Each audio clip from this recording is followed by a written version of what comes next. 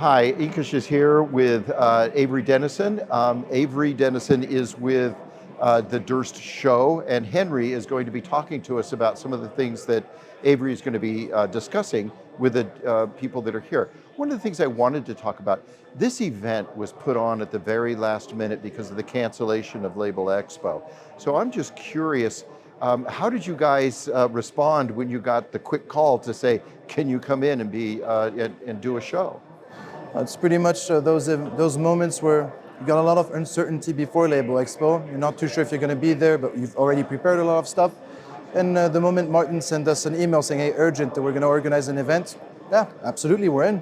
And then you start figuring out what you have to do to actually be here and what are you going to talk about, what are you going to present. But it was pretty much a no-brainer. Absolutely, we're going to be here.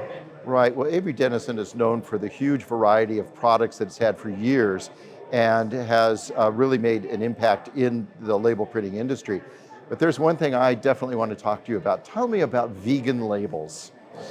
So I think the vegan label is one of those very interesting labels which doesn't really fit in any of the conventional buckets. People tend to put it in the sustainable bucket because vegan, plant-based, we think of the environment, we think of sustainability. But I would rather put the vegan label in a more ethical bucket. So when I first was exposed to the vegan label, I was very surprised. I thought, isn't a label, like paper label, isn't it already vegan? Like how can it not be vegan, right? Right. So started going and looking a bit deeper into that topic, and you start realizing that vegan is two things. You cannot use any animal products in the label. And that was my first surprise. If you look at a hot melt adhesive, which, for example, in France is one of the biggest adhesive technology, it uses beef fat in it. So if you take a standard hot melt, it's not vegan.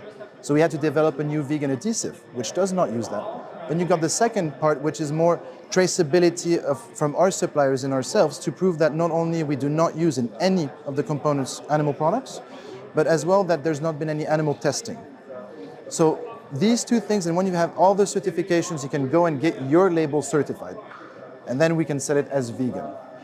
Who's asking for these products where there's a market for it? I think these products are not part of my portfolio, so it's difficult for me to really answer that question. But from what I've heard, it's mostly niche markets where we're talking about very local products, people who are very concerned about not only the environment, but also about what happens to animal rights and what happens to the product before. So they're conscious about the life cycle of the product. Not only what is in the packaging, but the packaging itself as well. Right, and that's important when you say the local markets, because that tends to be a shorter run than you might find in traditional flexo printing. So digital would match well to that for the shorter runs. So that sounds interesting to me. How is it that you're servicing the shorter run products? Is that something that is a niche for you, or is that your main area of sales? For the vegan products? Any of your labels. So if I understand the question, are we going more into the digital for niche applications rather than bulky? For short run niche applications.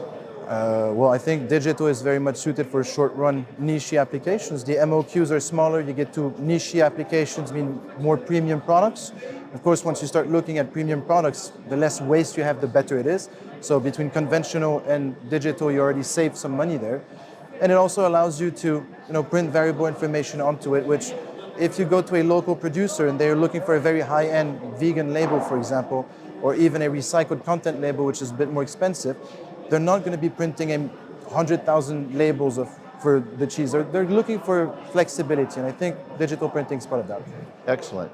Well, thank you very much for your time, Henry. Thank you very much. Good luck at the show. Thank you. You too. Thank you. Bye-bye.